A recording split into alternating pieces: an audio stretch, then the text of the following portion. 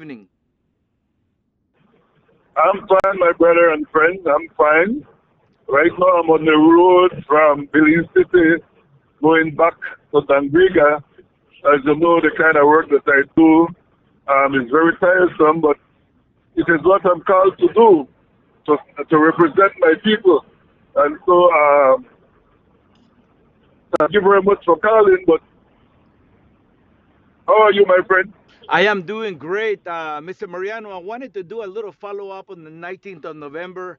I know a lot of people had the desire to travel to Dangriga, but because of economic reasons of commitments here in the United States, not a lot of people was able to make it. But those who went came back with great news, and they always love the fact that Dangriga is a open their arms, its arms to tourism. And whether you are Belizean or American or Guatemalan